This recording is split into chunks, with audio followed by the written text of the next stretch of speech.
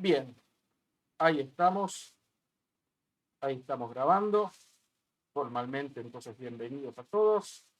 Clase del miércoles 15 de abril, teoría de algoritmos. Hoy hacemos la clase redundantemente que se conoce como clases de complejidad. Es un módulo nuevo. Voy a compartirles pantalla y con eso iniciamos.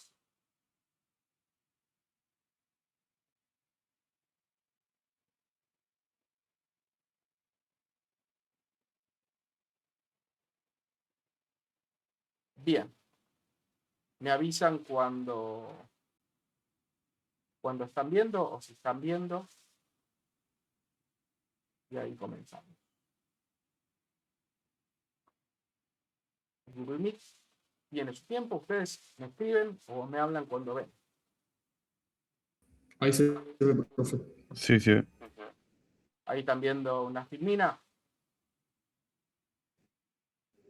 Sí.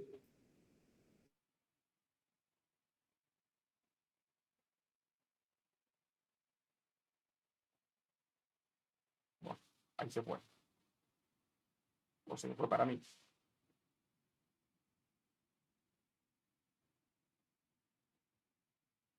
Bien, ahí lo tendrían que ver grande. Perfecto. Clases de complejidad. ¿Qué sería esto que hablamos? La idea es, llegamos a un punto de la materia donde nosotros trabajamos con, en definitiva, problemas y vimos diferentes algoritmos para resolver problemas concretos, ¿no? Y esos algoritmos los fuimos englobando en distintas metodologías. Ya vimos que vimos las básicas, que existen aún más. Y encontramos algoritmos que son tratables, que son aquellos que resolvían los problemas en tiempo polinomial. Y vimos que para algunos problemas existían, o pudimos encontrar nuestros algoritmos tratables, y que para otros encontramos que no, o fuimos viendo que capaz que no, donde pensamos, bueno, tal vez hay algoritmos que encontramos algo pseudo polinomial. En algunos casos porque el algoritmo lo era y después existía otro algoritmo que no era que no era de esas características y era justamente al final un problema que terminó siendo bueno, ¿no? O sea, un problema tratable, ¿no? Que lo podemos resolver porque queríamos el algoritmo bueno, y otros casos que lamentablemente vamos a encontrar que hasta el momento no se conoce un algoritmo que sea bueno para resolverlo o eficiente para resolverlo, ¿no?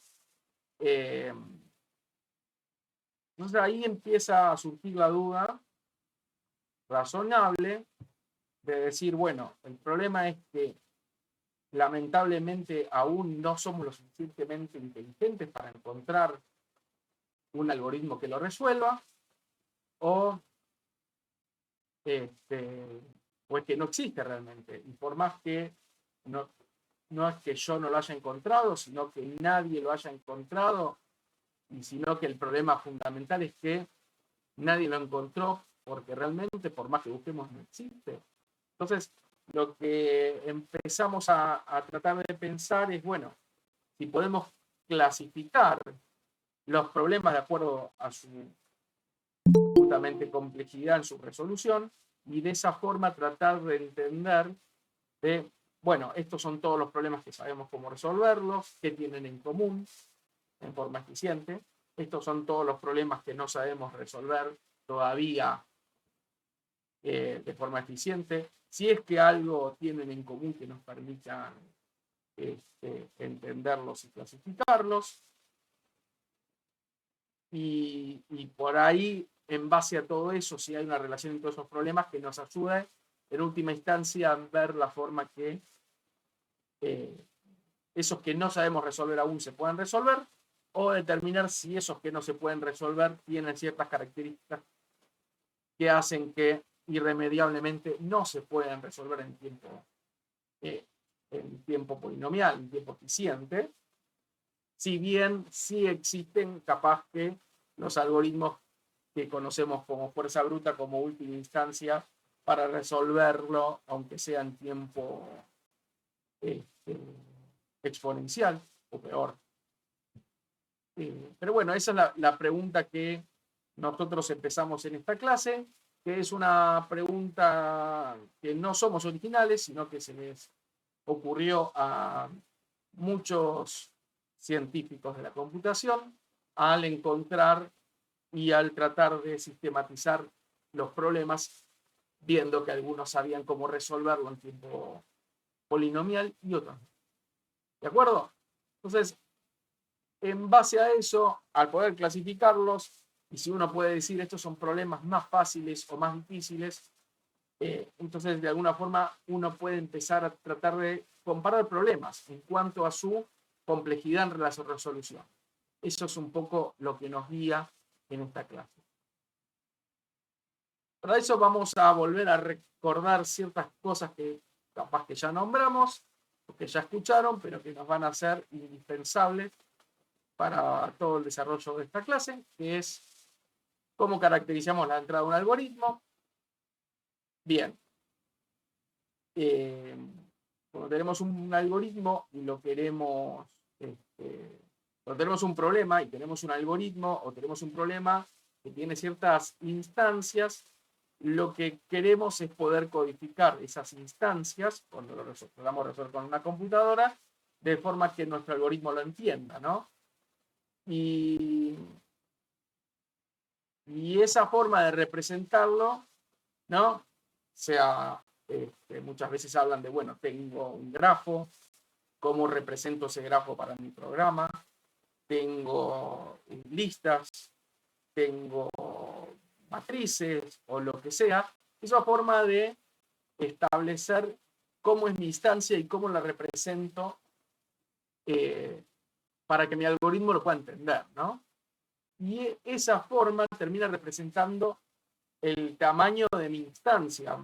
Finalmente, que uno finalmente cuando termina viendo, ¿no? Decíamos, tengo n de tales elementos o tengo b de nodos y e de ejes o como los quieran llamar. Bueno, es un poco los parámetros que terminan definiendo el algoritmo. Y esa instancia que tiene que se puede caracterizar como ciertos parámetros de tamaño de entrada, en general uno siempre, en última instancia, como lo puede representar como una cadena binaria de tamaño finito, S. ¿Sí? Y esa cadena binaria es la que va a ser mi entrada al programa. Bien, eso ustedes no se lo tienen que imaginar mucho porque de última instancia es lo que tienen, ¿no? Porque ustedes en su computadora, no sé, pueden representar en general en última instancia son bits que se van transmitiendo y eso es, o que se van almacenando, y esa es su instancia, en última instancia del problema. Bien. Y esa cadena que va a tener una longitud S, lo podemos medir como un parámetro, el tamaño de nuestra instancia. Bien. Y en general usamos ese parámetro o ese conjunto de parámetros que de última instancia terminan marcando un supraparámetro general, que podemos llamarlo n, es lo que termina uno utilizando al final para medir la complejidad del algoritmo, ¿no? Porque en base a nuestra instancia, de ejecución en tiempo o los requerimientos de espacio de nuestro algoritmo, siempre lo solemos medir con ese parámetro de entrada o esos parámetros de entrada. Bien. Y lo que vamos a trabajar en clase de complejidad, y son los que en general fueron trabajando, aunque existen clases de complejidades para todos los gustos, que son conjuntos de problemas, clases de problemas, y lo que vamos a trabajar nosotros particularmente en esta clase son aquellos, o sea que vamos a darle más hincapié a los que esos que eran problemas de decisión, ¿no? Que son problemas donde nuestra instancia está definida por ese tamaño n, pero nuestra salida, o sea, nuestra respuesta esperada, es la más simple posible, que es un sí o no. Dentro de todas las clases de tipos de problemas, los problemas de decisión son los más simples, porque la salida es, en teoría, la más simple posible. ¿Sí o no? ¿No? Entonces, habíamos visto en la primera clase de todo, un problema de decisión es aquellos donde hay que responder justamente una pregunta cuya respuesta es sí o no. Y vamos a ver ejemplos. Un problema es el número X es primo, X es mi instancia y la respuesta es sí o no. Existe un match inestable para los sets A y B. A y B es mi instancia y la respuesta a ese problema es sí o no. El grafo es fuertemente conexo. Mi problema es determinar si es conexo o no mi grafo. Mi instancia del problema es el grafo en sí. La respuesta de nuestro problema, sí o no. Y así podemos tener cualquier cantidad. Podemos satisfacer la demanda de flujo para un problema con flujo con demanda. O sea, un problema de circulación con demanda en última instancia. Y la respuesta es sí o no. Entonces, de nuevo, nuestro grafo inicial, donde habíamos hablado de un conjunto de instancias, un conjunto de soluciones, todo un conjunto va a ser inicial, va a ser las instancias, y todo el otro conjunto son las respuestas o soluciones, y en los problemas de decisión habíamos dicho que la respuesta es sí o no, o sea que tengo únicamente dos elementos en mi conjunto de soluciones. ¿Bien? En base a esto, a problemas de decisión, vamos a definir nuestras primeras clases que nos van a servir para agrupar ciertos tipos de problemas. La primera clase se llama clase P. Ahora no vamos a hablar mucho de por qué se llama clase P. Recién para el tema de computabilidad vamos a poder realmente terminar de responder por qué se llama P. ¿Sí? Hoy digamos que es clase P. Y para ver qué problemas pertenecen a esa clase P, vamos a tener que hablar de un concepto que es la resolución eficiente, ¿no? Entonces decimos que un algoritmo A resuelve eficientemente un problema S si para toda instancia de I de ese problema S, ese algoritmo encuentra en tiempo polinomial la respuesta. Es decir, que podemos medir en base a una constante K el tiempo de ejecución de ese problema, de ese algoritmo A, me lo podemos medir como está siendo acotado por un O a la, superiormente, ¿no? Un O a la NK. O sea que el tiempo de ejecución que va a tener para cualquier instancia es polinomial. Entonces decimos que mi algoritmo resuelve eficientemente mi problema. De nuevo, ya lo vimos antes, lo que estamos haciendo es volver a definirlo porque acá va a ser central.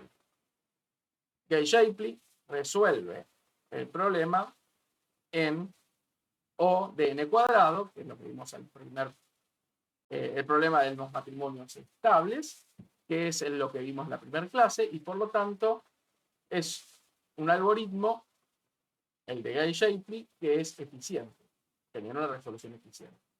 Bien, y para clase P, ¿qué vamos a tener? Vamos a tener como el conjunto de problemas de decisión, de nuevo, muy importante, pertenece a la clase P únicamente problemas de decisión, para los que existe un algoritmo que los resuelve en forma eficiente. Es decir, para cualquier instancia de ese problema de decisión, existe un algoritmo que me responde en tiempo polinomial si la respuesta es sí o no. ¿Bien?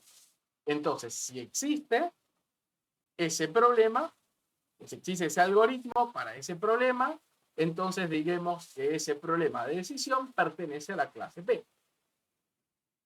Esta clase de complejidad P es un concepto que fue propuesto por Cobham en el 64. Ahí pueden ver el paper si a alguien le interese. Después, esto acuérdense que después lo termino subiendo a la filmina para que la tengan ustedes en forma accesible. De ahí pueden hacerle clic al enlace y le lleva al paper. Bien. Entonces, y bueno, un año después también fue por Edmonds vuelto a definir. Entonces ya tenemos nuestra primera clase de problemas. Problemas de decisión, por los que existe un algoritmo que para cualquier instancia, en tiempo polinomial, lo resuelve, nos da una respuesta. Bien. Y ahí, por ejemplo, algunos de los ejercicios que vimos, o los problemas que vimos antes, expresadas como un problema de decisión, si encontramos un algoritmo que nos resuelve en tiempo polinomial, decimos que pertenece al problema P. Por ejemplo, el flujo máximo, definir si es posible transportar cierta cantidad de flujo o más, expresado así, ¿no? Como un problema de decisión. Puedo transportar cierta cantidad de flujo, K, de flujo o más por esta red de flujo, como conozco un algoritmo que lo resuelve en tiempo polinomial, como podría ser Edmonds-Karp's, que es una variante de Ford-Fulkerson que corre siempre en tiempo polinomial, entonces puedo ver el grafo, encontrar con ese algoritmo el flujo máximo. Si ese flujo máximo es superior a ese valor K que me preguntan, yo puedo responder sí, y si no es superior, voy a responder no. Por lo tanto, ese problema de decisión pertenece a la clase P, porque es un problema de decisión donde siempre puedo responder que sí o que no en tiempo polinomial, porque existe el algoritmo que me permite hacer. ¿Perfecto? Esa es la clase, entonces, P. Todos los problemas de decisión que cumplan con esa característica estarán dentro de ese conjunto. Y por otro lado, vamos a definir otra clase de complejidad para problemas de decisión, que vamos a llamar NP, que van a tener que cumplir otras características, que son las siguientes. Lo que se conoce como certificación eficiente. ¿Qué es la certificación eficiente? Vamos a decir que un algoritmo, que vamos a llamar B, certifica o verifica eficientemente un problema de decisión cuando para cada instancia de ese problema podemos ver que la respuesta es sí en base a un certificado que me va a dar evidencia de que esta es la respuesta. Ahora, así dicho, es medio complejo. Ahora vamos a ver con un ejemplito, y esa verificación lo hace en tiempo polinomial.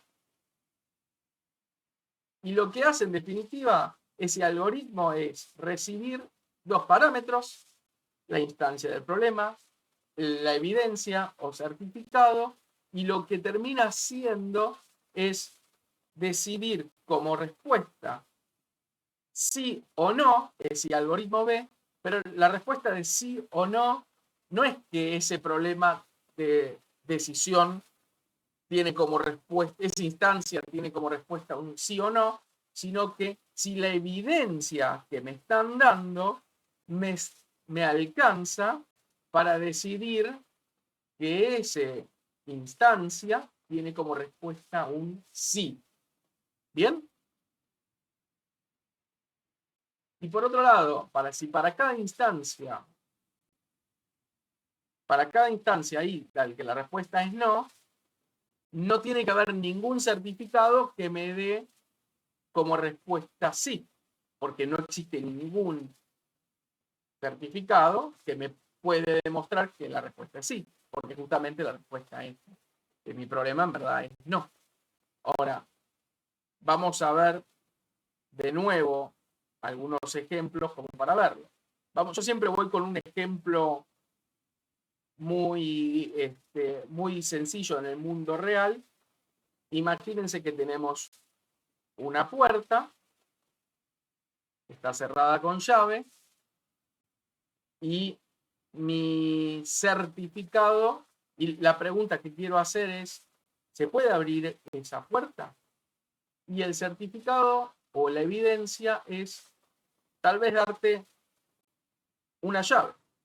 Y si esa llave yo la aplico a un algoritmo que se llama abrir la puerta con llave, y eso se puede hacer, y esa apertura se puede hacer en tiempo polinomial, entonces me da una evidencia de que se puede abrir la puerta en tiempo polinomial. Ahora, si yo no tengo ese certificado, capaz que no existe un algoritmo sin esa evidencia que me pueda determinar si la respuesta es se puede abrir o no esa puerta.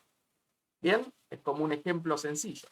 Uno puede decir, capaz que hay un problema que es abrir esta puerta, y tengo un algoritmo que para cualquier puerta me lo puede abrir en tiempo polinomial, entonces es un algoritmo, es un problema en clase P, porque es un problema de decisión donde yo, para cualquier puerta, tengo un algoritmo, es como decir, para cualquier puerta, yo tengo mi algoritmo que me genera la apertura de la puerta y por lo tanto, o no, porque capaz que es imposible abrir esa puerta, y por lo tanto ese sería un problema en clase P, porque yo ya tendría mi algoritmo que siempre me puede responder sí o no. O por otro lado puedo tener un algoritmo, otro B, que necesita que le den la llave para cualquier puerta y que ese algoritmo lo que hace es verificar si esa llave abre o no la puerta.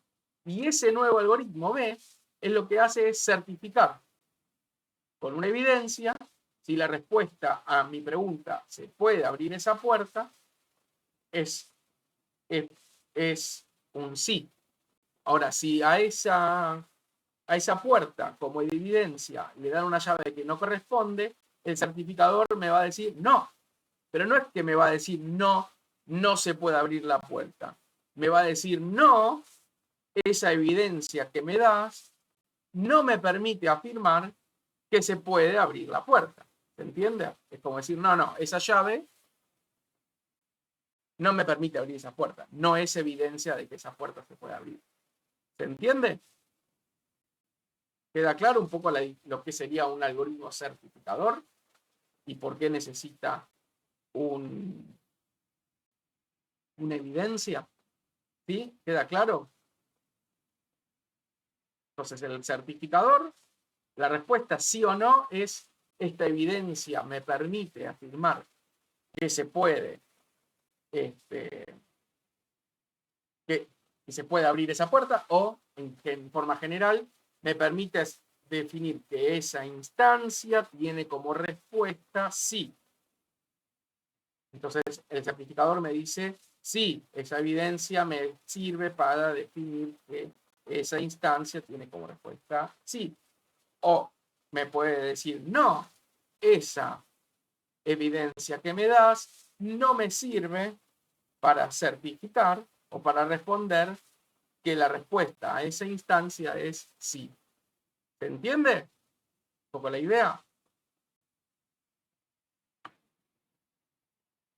Entonces, el algoritmo certificador B va a recibir, como dijimos, vamos a hacerlo bien concreto. 2, algo que se va a hacer, 2 parámetros. 2, algo que es la instancia de mi problema, y otro que es el certificado. Y lo que va a hacer es ejecutarse en tiempo polinomial en base al tamaño de mi instancia y de ese certificado, y va a responder sí, si justamente si ese certificado me verifica que la respuesta del problema es sí, o no, si ese certificado no me verifica que la respuesta es sí. Ahora, el certificador no me dice la respuesta sí o no, sino que esa evidencia que me permite decir que la respuesta es sí, o no permite decir que la respuesta es sí. ¿De acuerdo? El certificado puede ser muchas cosas, puede ser la solución. O sea, en el problema de mi puerta, mi certificado puede ser simplemente mira, con esto se puede abrir la puerta. O puede ser una estructura, información auxiliar que permite verificar una propiedad de mi puerta, la llave. O puede ser una pista. Una pista puede ser, mira, te doy una llave maestra que después de cierta cantidad de pruebas polinomiales, vamos a ver si se puede abrir. Y si en base a esto no se puede abrir, es que entonces tu pista no es buena, tu llave maestra no es buena. Ahora, de nuevo, el certificado lo que hace es de evidencia, no es que te resuelve el problema. ¿Ok? ¿Está claro? Y otra cosa, ese certificado no puede ser cualquier cosa. Tiene que ser también polinomial en tamaño en la instancia del problema. Porque si no, algún vivo podría decir, bueno, como certificado le doy todas las llaves del mundo posibles, a ver si con eso lo abre. Y me decís, pero el tamaño de mi instancia es polinomial, porque yo definí que es el tamaño de todo el mundo. Y es polinomial con respecto a eso. No, pero no es polinomial con respecto al tamaño de mi instancia, porque no puede ser cualquier cosa el certificado. ¿Ok? Vamos a un ejemplo concreto. Vamos a hablar de un problema en particular que se llama el viajante de comercio, que lo que dice la instancia es lo siguiente. Yo tengo un conjunto, vamos a hablar un poco de ese problema, que si hubiésemos visto la clase de búsqueda exhaustiva como estaba planificado originalmente antes del cambio de calendario, ya lo tendrían que saber, pero como no lo saben, lo vamos a comentar acá. Tengo un problema que se llama el problema del viajante de comercio, que dice lo siguiente. Tengo una persona que tiene que visitar un conjunto de ciudades, partiendo de cierta ciudad y conociendo que existe un conjunto de rutas. Ahora lo que quiero es visitar a cada una ciudad únicamente una vez, o sea, no voy a repetir más de una vez a la misma ciudad a la que quiero visitar, y eso que quiero ir visitando tiene que ser sin saltearme ninguna de esas ciudades que quiero ir, llegando una sola vez a cada una y partiendo de mi ciudad de origen y al final volviendo a la ciudad esa misma de origen. Es decir, que se hace lo que se llama un circuito. Visito todas las ciudades que quiero visitar solo una vez, y ni más ni menos que una vez, y parto inicialmente de una ciudad, y la única que visito 2 veces es esa única ciudad de origen. ¿Por qué? Porque la visito cuando vuelvo para terminar mi circuito, mi ciclo. ¿Se entiende?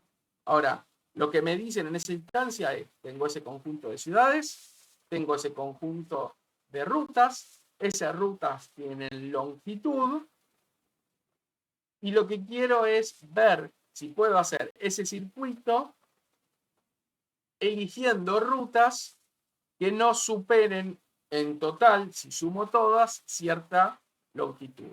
Entonces la pregunta que quiere responder el problema de decisión del viajante de comercio es, dado un conjunto de rutas y ciudades y una ciudad de inicio, ¿puedo hacer ese recorrido eligiendo un conjunto de rutas que no sumen más que cierta longitud? Y la respuesta que busca es el problema de decisión, si la respuesta es sí o la respuesta es no. No busca el problema de decisión que le digas, dame ese circuito. El problema de decisión, por eso dijimos, es el más fácil, el más sencillo de todos, dentro de las familias de problemas. ¿Por qué? Porque uno podría tener el problema de optimización mismo del problema del viajante, que es no solo decirme si es posible, sino que dame la menor posible de todas las soluciones. Cuando decimos la menor, es aquella que tenga la menor longitud posible. No, en el problema de decisiones yo tengo mi instancia y tengo un parámetro que es, quiero hacerlo en tanta cantidad de longitud o menos, y la respuesta es sí o no. ¿Se entiende el problema? Bien. Entonces, no buscamos un algoritmo que lo resuelva en tiempo polinomial, o sea que un algoritmo que tenga un resoluzor eficiente, sino que buscamos un algoritmo que lo certifique en forma eficiente, o sea, un certificador eficiente. Entonces, ¿qué es lo que uno puede decir? Bueno, yo tengo mi instancia y tengo que recibir un parámetro que va a ser mi certificado. ¿Bien? Entonces, mi instancia, ¿qué va a ser? Las ciudades, las rutas y la longitud. Acá faltaría la longitud, ¿no? Y la longitud a la que quiero ver si puedo ganarle, o sea, si puedo hacer un circuito al que pueda darle menos de esa longitud y cumplir con todos los objetivos, que es recorrer todas las ciudades solo una y una sola vez y volver a mi ciudad original. Esa es mi instancia, y por otro lado, mi certificado va a ser una evidencia. ¿Y cuál es la evidencia? Y yo te puedo dar como evidencia el circuito para viajantes. La evidencia es, mira, ¿por qué no recorres en este orden la ciudad? ¿No? Ahora bien, tengo mi problema y me dan mi certificado. ¿Qué es lo que debería hacer el algoritmo certificador? Verificar si ese certificado me alcanza para responder que la respuesta es sí. ¿Bien? Y si ahora yo defino, mi instancia ya está definida, ¿no? Mi instancia es una instancia cualquiera que tiene que cumplir las características de una instancia de un problema, pero en definitiva a mi algoritmo le van a dar una instancia de certificador. Y ahora lo que yo tengo que hacer para definir si se puede certificar o no de forma eficiente es yo definir una estructura o cuál es la forma de esa evidencia o de ese certificado. Y yo estoy diciendo, bueno, voy a dar un listado de ciudades que podría esa instancia servirme como un camino a recorrer. Entonces, en este caso yo le puedo decir, bueno, esta es una posible solución al problema que me permite recorrerlo en menos de esa longitud. Bien, entonces eso sería mi certificado. ¿Y qué es lo que tendría que hacer? Ahora, ese certificado, acuérdense, dije que tiene que ser también polinomial con respecto a el tamaño de mi instancia. Y yo digo, si mi certificado es un conjunto de ciudades por las que yo estoy recomendando al viajante trasladarse, ¿qué va a tener como máximo? Y la cantidad de ciudades que tengo que recorrer. Por lo tanto, ese certificado es polinomial con respecto al tamaño de mi instancia, que tiene un conjunto de ciudades y de rutas. ¿Y qué es lo que tiene que hacer el algoritmo? Tomar esa instancia y ese certificado y en tiempo polinomial decirme, mira, si ese certificado que me das me alcanza para responder que sí se puede, o sea, que sí un viajante de comercio podría hacer ese recorrido en menos de tal longitud, ¿no? ¿Y qué es lo que va a hacer? Vas a ver cuál es la longitud del circuito y que realmente ese recorrido es posible. ¿Qué va a hacer mi certificador? Veamos. Primero, me dice, esto que me estás dando, que es un posible recorrido que vos me sugerís para realizar, ¿contiene todas las ciudades, sí o no? Si no contiene todas las ciudades, la respuesta del certificador va a ser no. Pero no es que no se... El no me está diciendo no, ese certificado no sirve para dar una respuesta de que el problema es como salida así. ¿Por qué? Porque ese certificado no cumple con las condiciones que es que tiene que tener todas las ciudades visitadas. Segundo, el recorrido que me estás dando por esa par de ciudades que me estás dando, realmente, a ver si lo puedo, trato de dibujarlo para que quede más claro.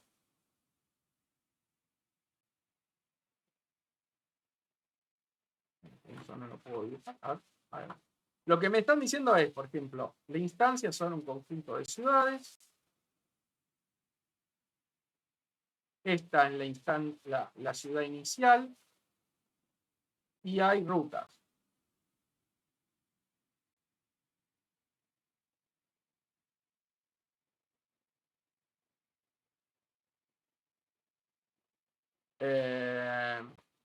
¿No? Y cada ruta tiene una longitud.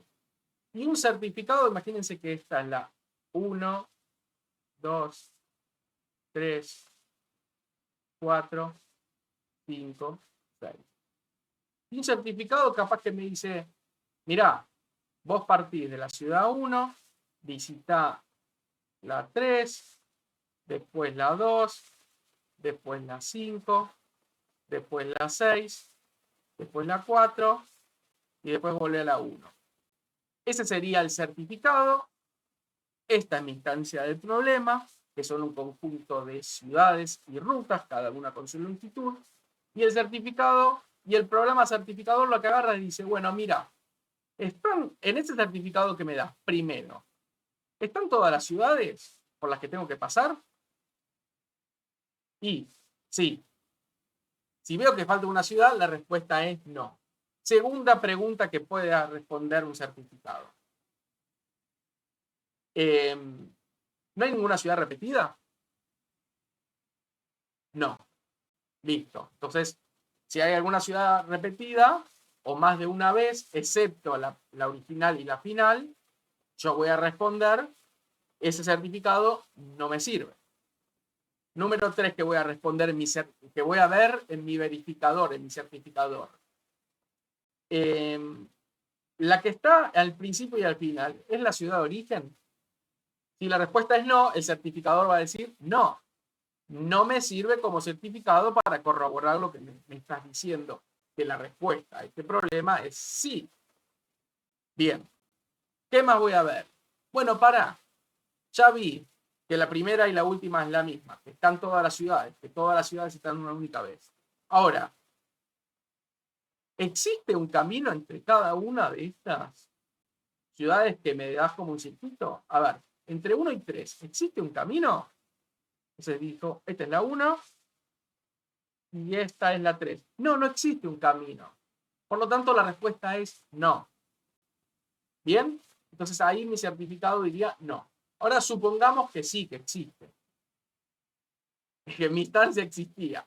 Ahora, verifico todos y supongamos que cumple que todas son caminos posibles porque son todos recorridos por rutas existentes.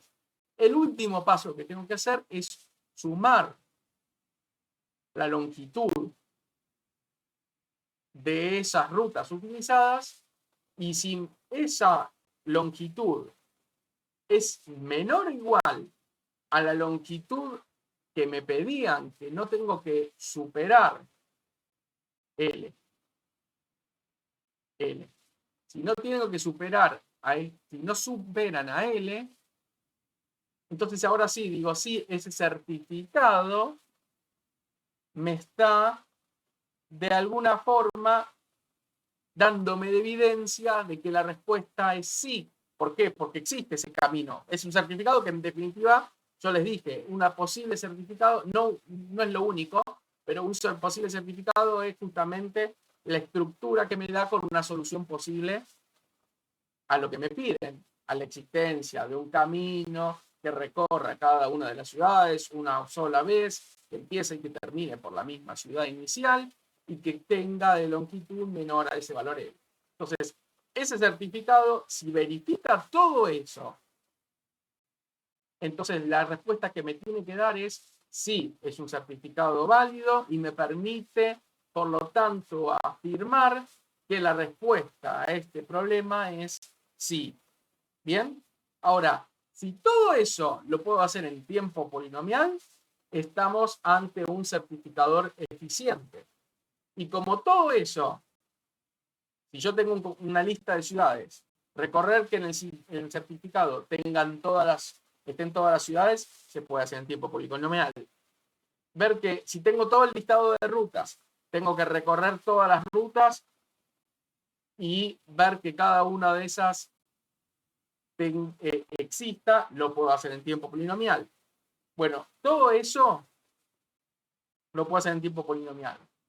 Y por lo tanto, yo demuestro, por lo tanto, que tengo un certificador que en tiempo polinomial, en base a un certificado con una estructura que yo defino, que tiene que tener, pero que es polinomial en tamaño con respecto a la instancia del problema, entonces yo puedo decir, este problema, que es un problema de decisión, porque la respuesta que es sí o no, tiene un certificador eficiente y por lo tanto este problema de decisión pertenece a la clase NP. ¿De acuerdo? Porque eso es lo que decíamos en nuestra definición del problema. Se conoce como clase NP al conjunto de problemas de decisión para los que existe un algoritmo que lo certifique en forma eficiente. Bien, entonces el problema de decisión del viajante de comercio pertenece a la clase NP porque yo ya vi que puedo hacer un certificador eficiente. Bien, y puedo ver que para cualquier instancia, si me dan el certificado que cumple la condición que yo pedí que tiene que cumplir el certificado, que es que tiene un tamaño polinomial con respecto al tamaño de la instancia y que todas las verificaciones se ejecutan en tiempo polinomial con respecto al tamaño también de mi instancia, si el certificado cumple todo eso, me puede servir de evidencia para decir que la respuesta es sí. Ahora, por otro lado, si para la instancia, imagínense el mismo problema que te antes de agente de comercio. Imagínense que en mi instancia hay una ciudad que está incomunicada. No sé, que tenía rutas, pero hubo un terremoto y quedó incomunicada. Me dan como instancia de mi problema ese particular conjunto de ciudades cuya no sé, cuya una de las ciudades está incomunicada. No va a haber ningún certificado que me puedan dar que me va a servir de evidencia. ¿Por qué? Porque en definitiva no hay forma de resolver ese problema, ¿no? Porque no existe forma de encontrar una resolución. Entonces, eso cumple la otra condición que decíamos, ¿no? El certificador, si existe un certificado que se lo da como válido, me va a servir para definir que la respuesta de mi problema es sí. Pero ahora, si la respuesta de mi problema es no, no va a existir ningún certificado que me dé como respuesta posible sí, porque realmente no existe como posible respuesta de sí. ¿Bien? El concepto de clase de complejidad NP es de Edmond del 65. Bien. Bien. Tenemos dos clases de complejidad hasta ahora. La clase de complejidad P y la clase de complejidad NP. Dijimos, un problema de decisión pertenece a a la clase de complejidad P si existe un algoritmo que pueda en tiempo polinomial resolver el problema. Un problema pertenece a la clase NP, un problema de decisión pertenece a la clase NP si existe un algoritmo que para cualquier instancia pueda certificar en tiempo polinomial que la respuesta es sí. ¿Ok? Ahora, ¿qué relación hay entre una clase y la otra? Todos los problemas en P pertenecen a NP, todos los problemas en NP pertenecen a P. Si pertenece a P, no pertenece a NP. Si pertenece a uno, tiene que pertenecer a los dos. Puede pertenecer a uno y no al otro. Eso es lo que queremos ver ahora. ¿Ok? Entonces, lo primero que nos preguntamos es, si un problema pertenece a P, ¿está sí o sí dentro de NP? Entonces, en ese caso lo que diríamos es, el conjunto de problemas P está contenido en NP. Entonces, veamos, supongamos que tengo un problema de decisión Q que pertenece a P. Entonces significa que existe un algoritmo A que para cualquier instancia de ese problema Q lo resuelve en tiempo polinomial. Entonces, supongamos que yo no conozco un certificado que lo resuelva en tiempo polinomial. Bien, entonces me dicen, y sé que pertenece a P, pero ¿puede pertenecer a NP? Acuérdense que esto es un problema de decisión. Entonces dicen, bueno, no conozco un algoritmo B, pero sin embargo sí conozco el algoritmo A. Entonces digo, bueno, voy a utilizar para definir B, que recibe dos parámetros, la instancia y el certificado, de la siguiente manera. B recibe una instancia. Como recibe el certificado, le puedo decir que recibe cualquier cosa, no me importa, cualquier evidencia, y me fijo, uso A. Y resuelvo el algoritmo, resuelvo la instancia de mi problema justamente con A. A se ejecuta en tiempo polinomial y me da como respuesta sí o no. Ahora, si la respuesta es sí, listo, en tiempo polinomial certifico, resolviendo el problema, que existe o sea, que la respuesta al problema es sí. Y si la respuesta es no, ya está. No necesito más que evidencia que eso para responder que es no. Por lo tanto, puedo usar el mismo algoritmo de resolución para certificarlo. Y lo va a hacer en tiempo polinomial.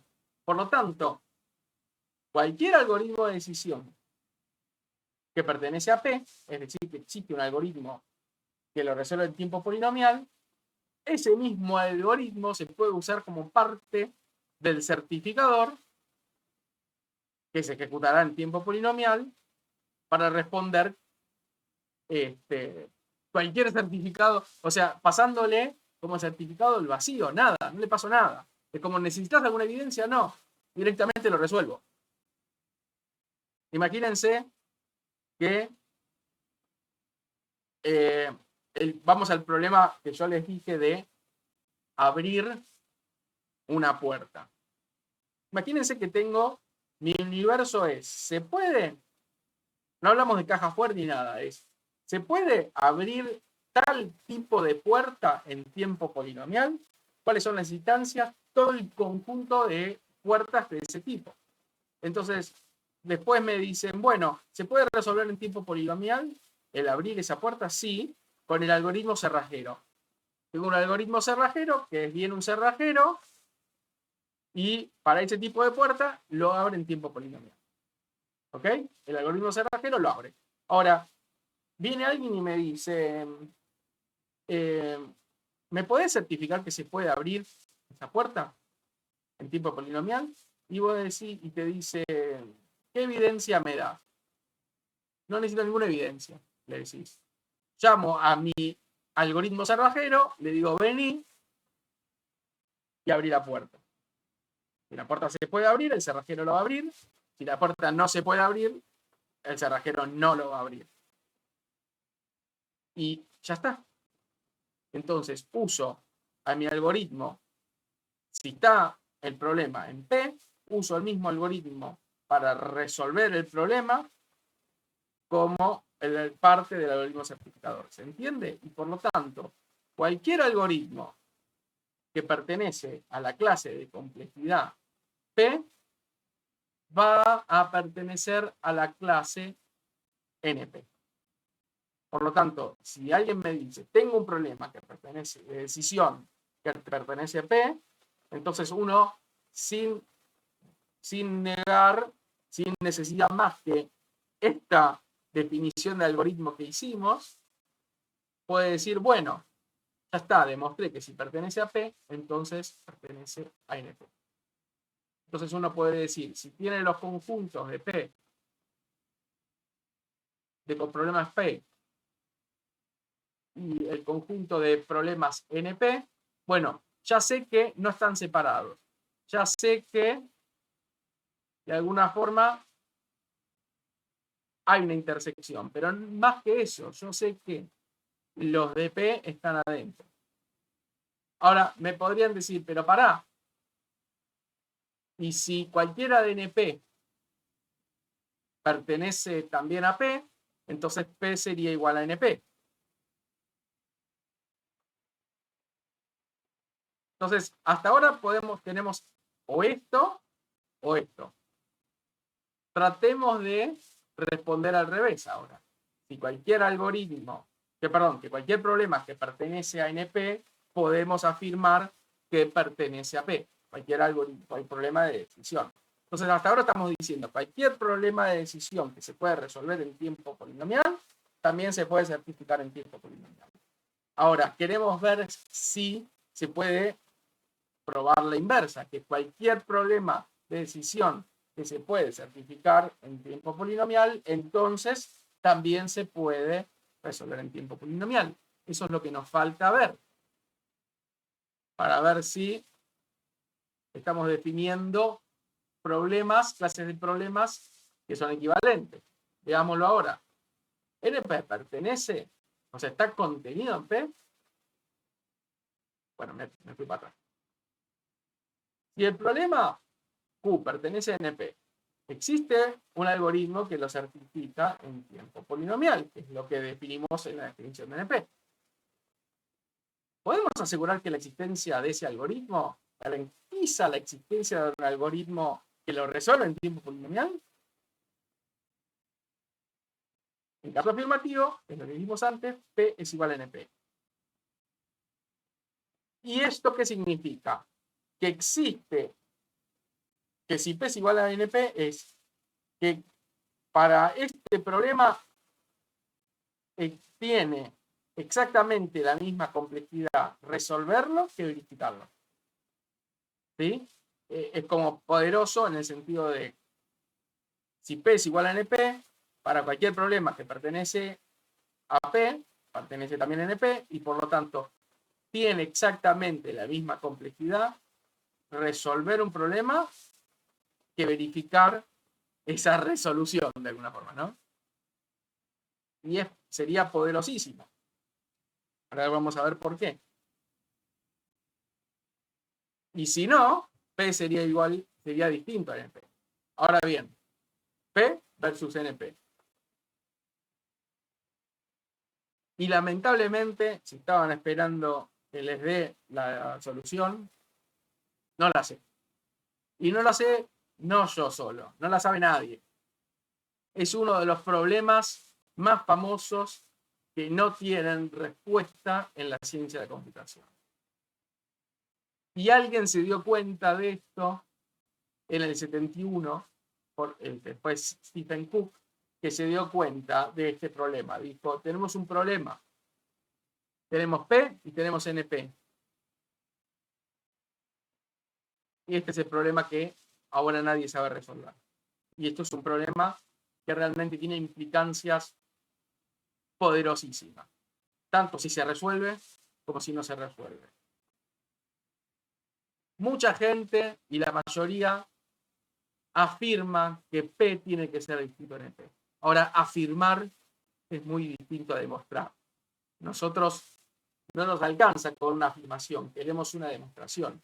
Y lamentablemente, por más que a la mayoría, a un nivel de tripas o de intuición, le digan, no, tiene que ser distinto, nadie aún lo demostró. No hay prueba.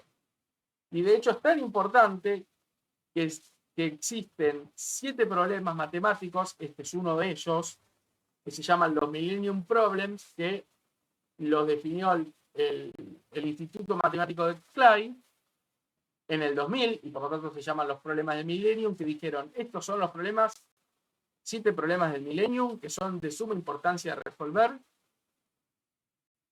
Vamos a ofrecer $1 millón para aquel que pueda demostrar alguno de estos problemas. Y hasta el momento, solo una persona pudo reclamar el premio de uno de esos 7 problemas. Lamentablemente, no fue el problema que nos ocupa. P versus NP. Pueden entrar a esta página y ver que es uno de estos problemas que todavía está sin respuesta. Cada tanto sale alguien que dice que lo resolvió. Y de nuevo, demostración matemática. Muchas veces fue o un error en su lógica o fue alguien que no tenía ni idea de lógica matemática y tiró cualquier cosa. Entonces, para ganarse ese $1 millón, lo tenés que demostrar correcta y específicamente. Ahora bien, ¿se acuerdan que yo hablé de una llave? Y si puedo abrir o no la llave. Y eso tiene una cuestión adicional por lo que uso ese ejemplo, que es llave, criptografía. La mayoría de la teoría de criptografía se basa en que P es distinto en P. ¿Por qué? Porque si tenés la evidencia, le hace clave, es muy fácil resolver el problema, le hace superar la encriptación, y si no tenés la evidencia, es muy difícil hacerlo. Es un problema difícil de resolver. Sin clave, poder quebrar la criptografía es muy difícil. Ahora, imagínense que les digo certificar que la llave es la que corresponde a pasar el sistema de seguridad, tiene la misma dificultad que encontrar la llave en sí, que resolver el problema, que es abrirlo. Entonces, si alguien demuestra que P es igual a NP, para la criptografía sería un problema enorme porque estarían demostrando que la mayoría de nuestros sistemas criptográficos son endebles. Que si alguien puede certificar que vos tenés la clave, tendría exactamente la misma dificultad que demostrar, perdón, que encontrar la clave. ¿Se dan cuenta en concreto, al final, qué es lo que es hablar de P versus NP? O sea, si bien en muchos otros casos vamos a ver evidencia de un montón de problemas computacionales donde uno diría, che, estaría buenísimo que P es igual a NP porque este problema que lo puedo certificar es recontra utilidad poder resolverlo. O sea, que hay mucha gente que dice, estaría buenísimo poder demostrar que P es igual a NP. ¿Por qué? Porque tenemos un montón de problemas que hemos encontrado que forman parte de NP, pero que todavía no demostramos que pertenece a P. Pero si alguien me demuestra que P es igual a NP, eso significa que, bueno, lo vamos a poder resolver, ese problema en tiempo polinomial. Y estaría buenísimo. Y por otro lado hay mucha otra gente diciendo, no, estaría bueno que no, porque nos quedamos sin seguridad informática. Nos quedamos sin muchos de nuestros sistemas informáticos que se basan en que P es distinto a NP. ¿Ok? y en otros tantos problemas más que podrían ocasionarse. O sea que hay mucho interés en algunos de que se resuelva el problema y otros no tanto. Pero bueno, si lo demuestran, pueden reclamar $1.000.000. Si lo demuestran y no reclaman, también pueden ganar muchísima plata de otra forma. Pero realmente es un problema matemático que no es solo una curiosidad científica, sino que tiene aplicaciones muy importantes y por ahí tanto hay mucha gente interesada en el problema en sí. Nadie lo pudo resolver. Y por lo tanto uno dice, bueno, si nadie lo pudo resolver, ¿por qué me explican esto? Y porque muchas veces vamos a analizar problemas más allá de la chicana de decir, bueno, demuéstrenlo y cobren $1.000.000, que no es una chicana, estaría buenísimo que alguien lo pueda hacer. Aunque sea demostrar que es imposible demostrarlo, ya es otro tipo de demostración, porque alguno puede decir, bueno, P, podemos gastarnos mucho tiempo en demostrar que P es igual a NP, seguimos buscando, pero alguien podría demostrar, mira, es imposible demostrarlo, dejemos de buscar. Ni siquiera alguien llegó a eso, ¿no? Es otra cosa que podrían hacer. Ahora la cuestión es, ¿qué implicancias tiene para nosotros más allá en lo práctico? Y que nos vamos a encontrar con un montón de problemas que se han demostrado. Después vamos a ver, de hecho, una clasificación más que nos va a ayudar un poco mejor, pero se han encontrado muchísimos problemas que pertenecen a NP y nadie pudo demostrar que pertenecen a P. Y bueno, capaz que si alguien se cruza eso en su carrera laboral y uno se obsesiona en resolver ese problema, capaz que al saber que pertenece a uno de estos, uno podría pagar un paso para atrás y decir, no. Evidentemente, no soy yo que no lo encontré, no es que nadie lo encontró, pero es un problema matemático que las mejores mentes del mundo están tratando de resolver. Me están pidiendo que resuelva un problema para la semana que viene y lo más probable es que no lo pueda resolver tratando de encontrar una forma óptima. Bueno, y acá se abre la segunda parte de la materia. Encontremos otras alternativas, capaz que no óptimas, pero que me den cierta seguridad, cierta respuesta dentro de ciertos parámetros para resolverlo. ¿Ok? Entonces ahí de última quédense con eso.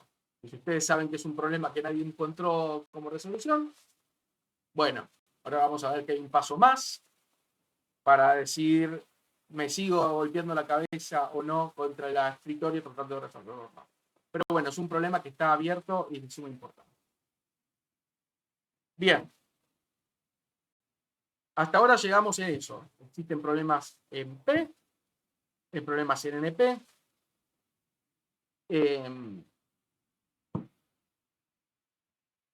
¿Cómo ahora podemos comparar la dificultad uno y el otro? ¿Cómo podemos encontrar también formas de, en definitiva, poder comparar dos problemas entre sí?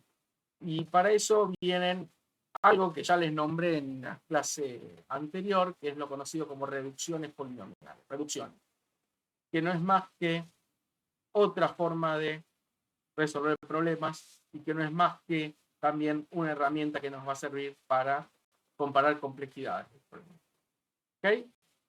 Comencemos. Ya le dije, es una herramienta para clasificar problemas computacionales.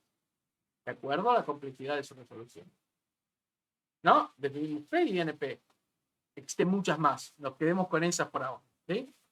Y vamos a tener una herramienta que nos permita comparar dos problemas para poder decir después, mira, este problema también pertenece a P, o este problema es más difícil que P, o es más difícil en NP, o es menos difícil de NP, etc. Y con esa herramienta nos va a permitir incluso para decir, bueno, tal problema pertenece a tal clase. Bien, vamos a, antes de hablar de reducciones polinomiales, que tiene que ver algo con la polinomialidad, vamos a ir un paso más atrás, que es definir reducción a un nivel más general. ¿Qué es una reducción? Es, en concreto, transformar una instancia de un problema en otra instancia de un problema conocido como parte de la resolución. De manera que resolver esta última permite resolver el problema original. De alguna forma es reducir un problema a otro, en muy básico. Transformar un problema, una instancia de un problema, en otro para resolverlo. Es un procedimiento que lo viven usando ustedes hasta un nivel tan básico que no se dan cuenta. Y acá es cuando yo les voy a decir, una reducción de un problema a un nivel muy básico, que puede ser mucho más complejo, pero cuando ustedes dicen, tengo una cantidad de personas y quiero ordenarlos por, no sé, por su altura, por ejemplo, por decir algo. Bueno, cuando ustedes ordenan, están reduciendo el problema, se olvidan que son personas y transforman eso en un, no sé, un vector de alturas que tiene un identificador que va a una persona. Reducen el problema a ordenar, que es otro problema que conocen, ordenar elementos, y lo resuelven. Viven haciendo eso. Es como abstraerse de un problema para transformarlo en otro. De alguna forma eso es una reducción.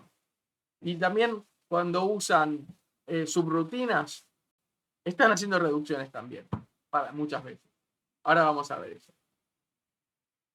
Justamente, uno lo que termina pensando es en una caja negra. Es decir, tengo tal problema, lo quiero resolver y me doy cuenta que otro problema me lo resuelve parcial o totalmente. Entonces, no sé cómo se resuelve ese otro problema. Alguien ya me da una caja negra que lo resuelve y por lo tanto uso a esa caja negra como parte de mi algoritmo de solución. ¿Se entiende el concepto, la idea? Primero están las más generales que se llaman reducciones de Turing. Que dice, dado una instancia de un problema, existe un algoritmo que utiliza como su rutina otro algoritmo que resuelve instancias de otro problema. Pero tal que durante la ejecución del algoritmo A generamos instancias del otro problema. Esas instancias las podemos generar en distintos pasos del problema. Podemos generar 1 o 2, lo que sea, lo que necesitemos. Se resuelve esas instancias mediante ese otro algoritmo caja negra que me da la solución. Y finalmente, a partir de esos resultados, voy a construir mi solución a mi problema. Bien, como cajita negra, como subrutina es, tengo el problema, tengo mi algoritmo que lo va a resolver y utilizo este otro cajita negra que me resuelve ese otro subproblema y en base al uso, que puede ser varias veces llamado, termino teniendo la solución. ¿Ok? Eso es una reducción de Turing, muy general. Ahora, una reducción en general es polinomial cuando el número de llamados a esa caja negra es polinomial. O sea, no puedo llamar a un número exponencial de veces, sino que tengo que llamar a una cantidad polinomial de veces en función del tamaño de la instancia. Cada paso de cómputo, la construcción de esas instancias o el procesamiento de los resultados que me da también es polinomial. Y el algoritmo en general A termine corriendo en tiempo polinomial. Entonces, eso haría que esa reducción de Turing sea polinomial. Todo funciona en tiempo polinomial, cada cosa que uso. Excepto esa caja negra B que llamo, que no sé cómo se ejecuta. Lo puedo pensar simplemente como alguien que me da la solución. Muchas veces en la bibliografía van a hablar que lo llaman oráculo. Es alguien que me da la resolución. Me da la resolución, no sé cómo. Entonces, en la reducción, lo que medimos como tiempo polinomial es todos los procesos, excepto el tiempo de esa caja negra que se resuelva, que me resuelva el problema en sí. ¿Ok? Nosotros vamos a usar algo que es una simplificación, es conocida como reducción de Karp, que lo que dice es una reducción en la que realizamos la transformación en una única instancia de ese otro problema.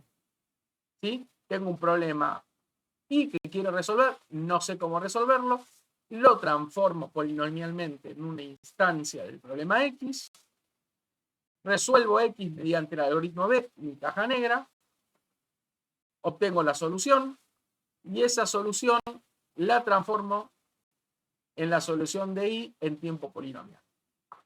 Esto es una reducción de Karp. Y esto lo vamos a usar mucho. Fíjense, es como que todo esto, bueno, como siempre, todo esto que está en punteada, uno puede pensarlo como que todo lo que está ahí es lo que va a resolver mi instancia de Y. Yo no sé qué hago adentro y me da la solución de Y.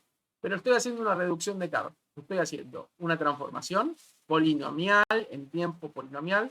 Lo transformo en una instancia del otro problema. Tengo la caja negra D que resuelve las instancias del otro problema, me da la solución y hago una nueva transformación en mi problema original. ¿Sí? Eso es una reducción de Karp. Y ahora lo vamos a usar. Pero en definitiva es polinomial, polinomial. Esto no sé, ni me importa. Es una caja negra, llamo a alguien. Ahora, una transformación, otra transformación, una resolución. Es una reducción de Karp. ¿Para qué lo vamos a usar? Ahora lo vamos a ver. Más allá de que lo puedo usar para resolver problemas. Ya lo hicimos eso. ¿Se acuerdan de la clase pasada cuando dijimos para resolver el problema de circulación con demanda, lo transformo en un problema de flujo máximo? Lo resuelvo con el algoritmo B por Fulkerson, en Moncarp, lo que sea. Me da la solución, que es la solución de esa instancia de flujo máximo, y yo lo transformo después en la solución de mi problema original. ¿Se entiende? ¿Se dan cuenta ahí donde cierra todo? Eso que ya hicimos la clase pasada, que no le pusimos un nombre, que dijimos así por el pasar y estamos haciendo una reducción, es eso, una reducción de Karp hicimos. Entonces, la reducción de Karp me sirve, y más la Turing también más aún, la reducción de Karp me sirve para resolver problemas, pero también lo vamos a usar para otra cosa, que es para comparar complejidades de problemas. ¿Me siguen hasta ahí? ¿Alguna duda?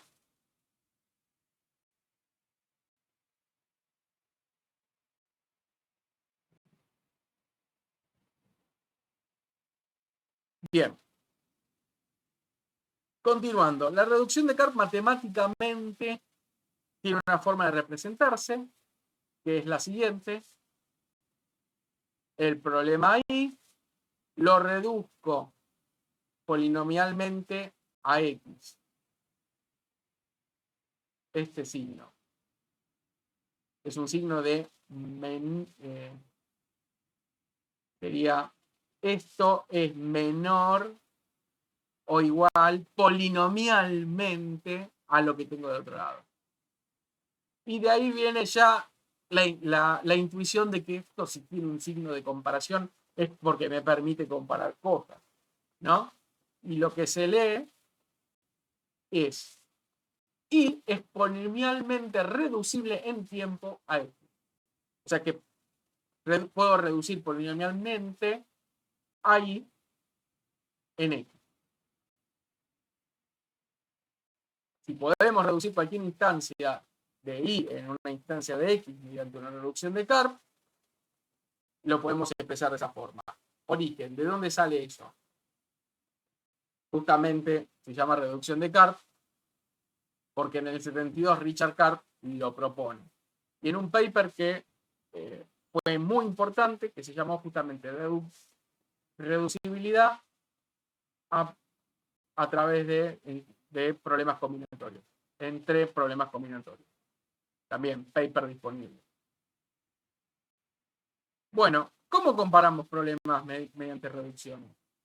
Si tenemos dos problemas, X e Y, si puedo reducir polinomialmente Y en X, diremos que X es al menos tan difícil, o sea, X es igual o más difícil polinomialmente que Y. ¿Ok?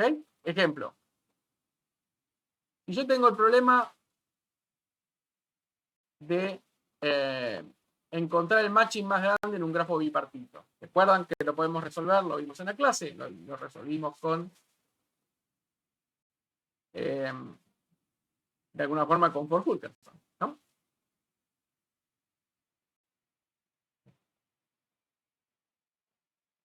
Podemos reducir polinomialmente el problema de flujo máximo, ¿no? Y resolverlo. Por lo tanto, max matching se puede reducir polinomialmente a max flow. Esto lo hicimos en la clase pasada. Bien. ¿Qué estamos diciendo? Fíjense esto tan importante. Yo no sé cómo, nosotros no encontramos cómo resolver el tamaño del matching más grande. Pero sabíamos resolver el problema del flujo máximo. Y lo que hicimos en definitiva es decir, bueno, lo reduzco polinomialmente el problema del matching más grande en un grafo bipartito al problema del flujo máximo. ¿Y esto qué significa? Que en el peor de los casos, la complejidad de resolver max matching es este. Porque esto es polinomial, perdón, esta toda reducción es polinomial. Entonces, si medimos polinomialmente la complejidad, en el peor de los casos es esta la complejidad. ¿Puedo encontrar algo mejor después? Sí, pero esto ya funciona como un tope de complejidad. Ya sé que a lo sumo esto es la peor complejidad que puedo tener. Después ¿puedo encontrar formas peores de hacerlo? Sí. Pero también puedo encontrar mejores de hacerlo. Pero ya sé que esto va a ser un tope. ¿Qué significa? Que si me dicen, che, ¿cuál es no sabes resolverlo? ¿Cuál es lo peor que te puede pasar? Y como sé resolverlo de esta forma, ya sé que esto es un límite que me marca que de ahí para abajo puedo llegar a ser. O sea, en el peor de los casos, si no conozco algo mejor, tengo eso. ¿Se entiende?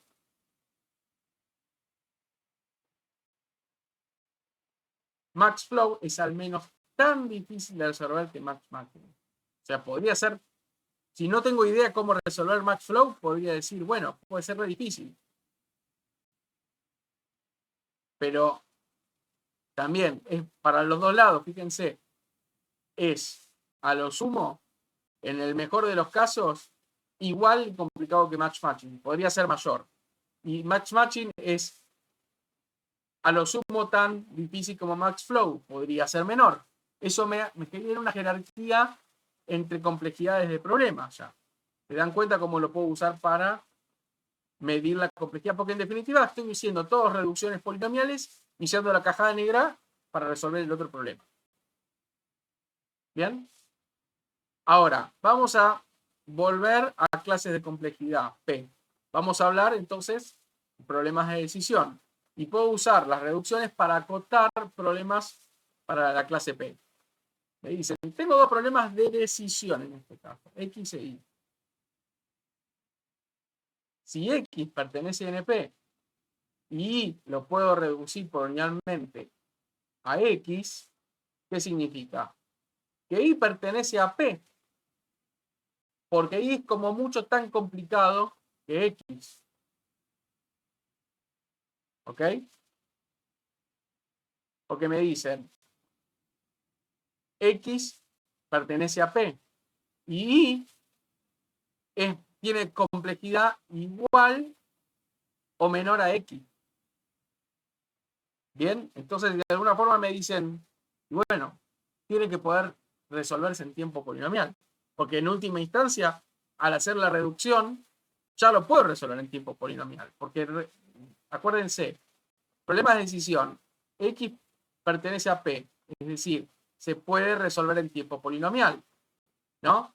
Y hago la reducción y transformación polinomial, caja negra que lo resuelve, que corren en tiempo pertenece a P es polinomial. Otra transformación polinomial, solución. Fíjense, acá es polinomial. ¡Guau! Se me fue. Para acá. Perdón. Acá es polinomial, acá es polinomial, acá es polinomial. Bueno, y tiene que ser polinomial. ¿Está claro? Entonces, esto me está acotando. Esto me está diciendo, bueno, si puedo, si este, o sea, este es igual o más difícil que este. Este entonces, por lo tanto, es a lo sumo tan difícil como esto. Y si esto es polinomial, pertenece a P, a la clase P, se puede resolver en tipo polinomial y se puede resolver en tipo polinomial. Porque en última instancia hago la reducción polinomial y lo resuelvo en tipo polinomial. ¿Se entiende eso? No entender esto termina siendo un problema. Esto es como básico para después. Después hacen errores con esto. Pero esto es una forma de decir, bueno, ya estoy comparando problemas.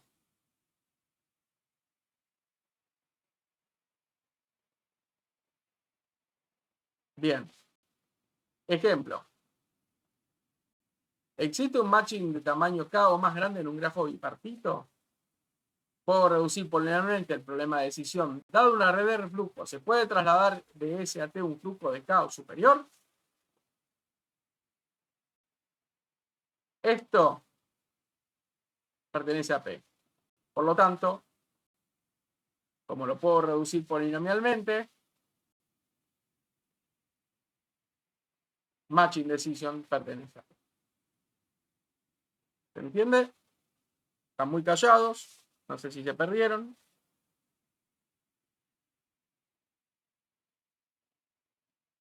Continuamos. Ahora, seguimos acotando. Supongamos que tengo de nuevo dos problemas de decisión. Si I no pertenece a P, y se puede reducir polinomialmente a X, ¿qué estoy diciendo? Que X es igual o más complicado que Y.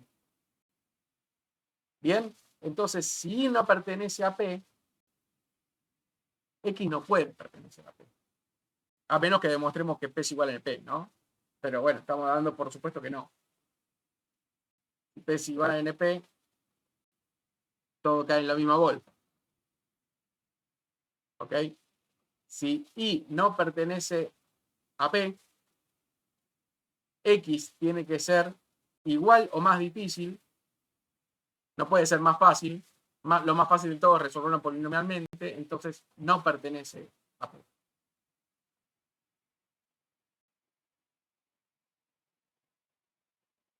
Bien. Una importancia también en equivalencia. Si puedo reducir de un lado al otro, ida y vuelta, diríamos que son polinomialmente equivalentes. ¿Sí? ¿Ok? Son polinomialmente equivalentes. O sea, tienen que pertenecer a la, en última instancia, entre la misma clase de complejidad.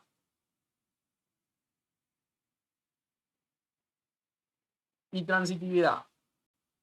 Si Z lo puedo reducir polinomialmente a Y y Y lo puedo reducir polinomialmente a X, entonces Z se puede reducir polinomialmente a X. Es esto. Transformación polinomial, o sea, cajita negra sobre otra cajita negra. Transformación polinomial, transformación polinomial, transformación polinomial, transformación polinomial. Por lo tanto, es como que puedo ir enlazando reducciones de alguna forma. Bien. Y vamos a una clase de complejidad de suma importancia para el problema P versus NP, que es los problemas NP completos.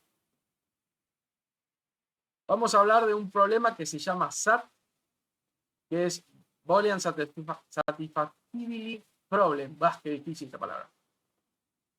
El problema de la satisfactibilidad booleana. ¿Qué dice este problema? Dice, tengo un conjunto de variables booleanas que definen una expresión booleana expresada en forma normal conjuntiva. Ahora vamos a ver qué es eso.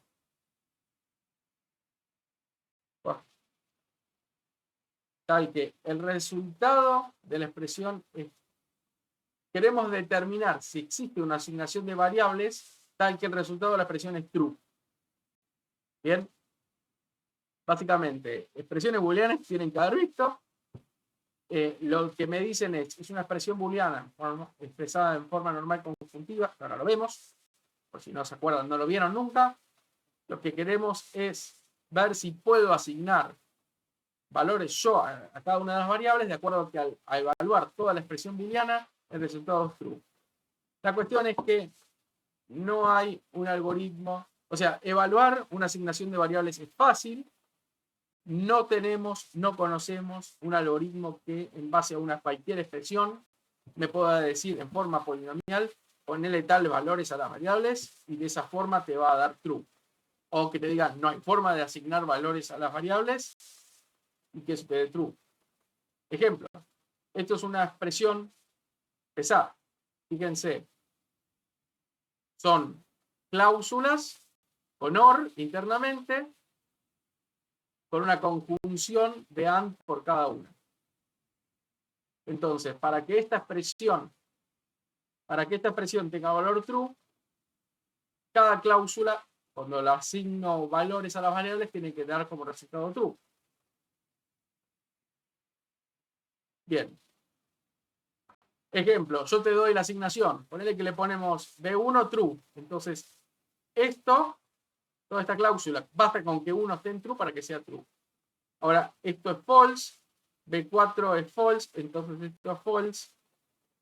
Esta asignación nos va a dar un valor final de false, porque alcanza con que uno solo esté false para que la expresión total sea false.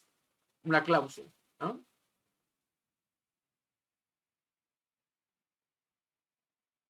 Bueno, SAT pertenece a NP. ¿Por qué? Porque para cualquier instancia, el certificado es simplemente que me dice, che, ¿qué valores le tengo que asignar a cada variable? Y lo puedo hacer en tiempo polinomial. Ejecutar la asignación de eso es en tiempo polinomial. Si el resultado es true, el certificado es válido y puedo decir sí. El certificado me ayuda a decir que esa instancia tiene como respuesta true. Se puede satisfacer con una asignación de variables para que me dé true. Ejemplo, esa misma de antes. Fíjense, yo puedo ver fácilmente acá. B1, true, listo. Esto es true. En la segunda instancia, esto es false. Ahora, si B4 le puse true, esto es true. Ahora, B2 o B3 o no B4 o B5. Mira, B3 es true, listo. No B2, no B2, B2 es false, por lo tanto ya está, true. True y true y true y true, por lo tanto todo es true. Por lo tanto, como certificado, esto me permite para esta instancia afirmar que la respuesta es sí. Se puede satisfacer esa instancia con ciertas asignaciones de variables para que la respuesta final sea true. ¿Ok?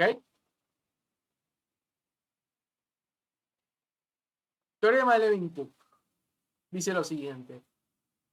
Si X pertenece a NP, entonces X se puede reducir polinomialmente a SAT. O sea, cualquier problema en NP se puede reducir polinomialmente a SAT. Bien, lo demostraron en la clase de computabilidad. Si tenemos tiempo, lo mostraremos, y si no, para todo interesado, está en un video explicado, es un video largo, explicado esto. Esperen a la última clase para verlo. Pero se puede demostrar, Cook y Levin lo demostraron, que cualquier problema en NP se puede reducir polinomialmente a SAT. Y de hecho tiene algún sentido en el sentido de cualquier problema que nosotros planteamos, cuando se compila en última instancia es un SAT, ¿no? Nuestro programa se puede expresar como una expresión booleana muy larga. Se puede demostrar eso. Bien. Cualquier programa, en definitiva, se puede expresar como ese recontra disruptivo en el momento, pero tienen que pensar, y es decir, que cualquier programa que ustedes escriben se puede representar como una expresión booleana SAT. Mirá, es increíble. Bien. Todo problema perteneciente a NP es a lo sumo tan complejo que resolver que SAT. Eso es lo que estamos diciendo. Por ahora es un galerazo que se tienen que comer. Para el interesado, última clase, y lo podemos ver un poco más en detalle, porque esto se demuestra. Todo problema perteneciente a NP se puede reducir polinomialmente a SAT, digamos. Y de última, si no se aguantan tanto, está acá la demostración en un paper. Lo demostraron en forma separada, Cook y Levy. Por esto no es que lo hicieron juntos, sino que cada uno por separado, y por lo tanto se conoce como el teorema de Cook-Levy. Bien, vamos a definir una clase de complejidad que se llama NP-hard. NP-hard dice lo siguiente: un problema X, cualquiera, no necesariamente de decisión, esto es importante, un problema X tal que para todo problema Y que pertenece a NP lo puedo reducir polinomialmente a X, diremos que X pertenece a NP-hard. Básicamente lo que estoy diciendo es X es un problema que es igual o más difícil que todos los problemas NP, ¿no? Por eso es NP-hard. Igual o más difícil que todos los problemas en NP. ¿Bien?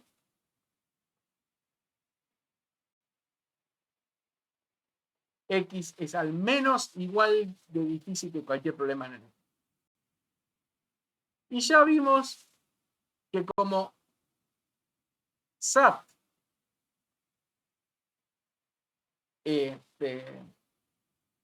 cumple con esta condición, entonces diremos que el primer problema NP-hard de la historia, demostrado como tal, fue SAT. ¿Sí?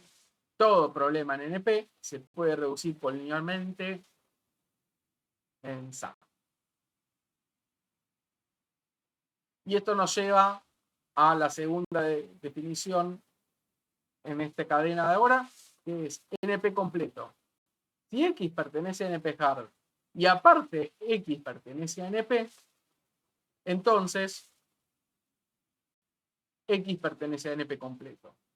Significa que X es uno de los problemas más difíciles dentro de NP. NP completo se llama. Y de hecho, SAT es NP completo, porque lo puedo hacer. Ya vimos que SAT se puede certificar en tiempo polinomial. Entonces tenemos esta relación: NP, NP-hard y NP completo. Porque acuérdense que dijimos, NP-hard no necesariamente es un problema de decisión, puede ser cualquier problema. NP completo es NP-hard y NP. O sea que tiene que ser un problema de decisión, porque para que estar en NP tiene que ser problema de decisión. ¿Ok? Bien. Nosotros ahora vamos a trabajar en demostrar que varios problemas son NP-hard para que, perdón, NP completo para que no se sienta tan solito SAT. Pero recuerden que siempre son necesarias demostrar estas dos cosas, que pertenece a NP-hard y que pertenece a NP. No alcanza con demostrar que pertenece a NP-hard. Siempre tienen que ser los dos, siempre. Después hay alguno que no me cree, pero bueno, de última, que no me crean, háganlo, porque si no está incompleto. Siempre tienen que demostrar que es NP-hard y después NP, las dos. Bueno, pero ¿para qué me sirve? ¿Para qué me sirve definir NP completo y NP-hard? ¿Para qué? Ahora vamos. Pero bueno, Karp dijo, mira, puedo usar la reducción que le pusieron mi nombre, no dijo así, pero le pusieron nombre, para demostrar que no es el único problema SAT que es NP completo. Y él demostró en un paper fundacional 21 problemas que son NP completos. Y a partir de ahí hay una catarata de papers que fueron agregando más y más y más problemas que son NP completos. Sistematiza el uso de la reducción para demostrar que 21 problemas que son en NP también pertenecen a NP-hard. ¿Ok? Y en verdad existen miles de problemas que demostraron que son NP completos, o sea, a partir de eso. Aunque en la práctica son infinitos. Son infinitos. Bien, estos son, incluso este es el diagrama que presentó en su paper. Son los distintos problemas que demostró que son NP completos. Todos es como un árbol porque es en el orden que fue demostrando. Dice, partí de SAT y demostró que clique es NP completo, que SAT con 3 literales es NP completo, que el número cromático, set packing, un montón de problemas. Muchos de esos los vamos a ir viendo. ¿Ok?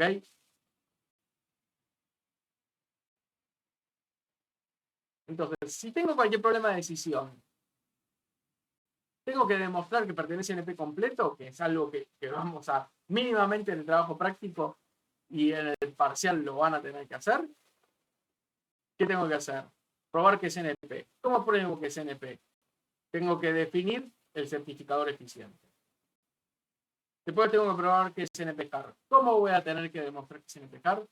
Tengo que agarrar otro problema que alguien antes demostró que es NP completo o NP-hard, no importa, y lo reduzco polinomialmente a este problema. Si hago esas dos cosas, demostré que ese problema es NP completo. ¿Para qué me sirve esto? Bueno, estamos demostrando que ese problema dentro de NP son de los más difíciles. ¿Y para qué me sirve eso? Bueno, por un lado, como les decía, en última instancia están en un trabajo y les dicen resolver eso. Bueno, a ustedes mismos ya se convencen que por más que busquen y busquen, es muy difícil que encuentren una forma eficiente de resolverlo. Para hacerlo, tendrían que mostrar que P es igual a NP. Ahora, ¿cómo pruebo que P es igual a NP? Tengo que agarrar cualquier problema que pertenece a NP completo. Cualquiera. Y construir un algoritmo que lo resuelva en tiempo polinomial. Si ustedes agarran cualquier algoritmo en NP completo y logran generar un algoritmo que resuelva cualquier instancia en tiempo polinomial, ¿qué están demostrando? Que ese problema que pertenece a NP completo también pertenece a P. Ahora, cualquier problema en NPC se puede reducir entre sí con igual complejidad. ¿Sí? Porque son todos reducibles entre sí. ¿Por qué? Porque acuérdense del diagrama, tenemos NP. Dentro acá tenemos P. Y acá tenemos los NP completos. NPC. Acá. Ahora, dijeron, cualquiera de acá se puede reducir polinomialmente acá. Cualquiera de acá, acá. Ahora, si demuestro que este se puede resolver en tiempo polinomial, pasa a pertenecer a P. O sea, va a estar acá adentro. Ahora, como cualquiera se puede reducir en tiempo polinomial a S, y S se puede tener resolviendo en tiempo polinomial, P es igual a NP.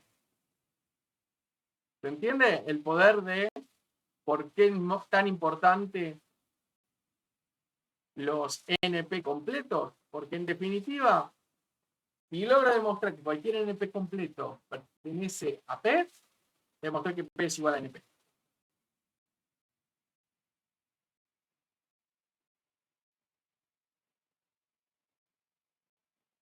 Piénselo porque esto es fundamental. Que si no, no tiene ningún sentido por qué alguien demostró que para que alguien definió NP hard y NP completo. ¿Por qué lo definieron? Por eso. son los problemas más difíciles. Todo problema en NP se puede reducir a un problema NP-hard. A un problema, si ese problema NP-hard aparte pertenece a NP, es NP completo. Ahora, ese problema demuestro que se puede resolver en tiempo polinomial. Por transitividad, todo problema NP se puede reducir a ese o a otro que pertenece a NP completo, y por transitividad, todos los de NP completo se pueden reducir a ese, que lo puedo resolver en tiempo polinomial. Por lo tanto, si demuestro eso, demostré que P es igual a NP, porque cualquier problema en NP se puede reducir polinomialmente a un problema en P, se puede reducir en tiempo polinomial, y por lo tanto todos los problemas se podrían resolver en tiempo polinomial. Y de ahí radica la importancia de los NP completos. ¿Ok? Y este es el diagrama si P es igual a NP o si P es distinto a NP. Tenemos de complejidad, ¿no? Los P serían los más fáciles. Después tenemos este círculo más grande que son los NP. Dentro de los NP, con una intersección con los NP-hard, son los NP completos. Y después están los no NP-hard, que son más difíciles.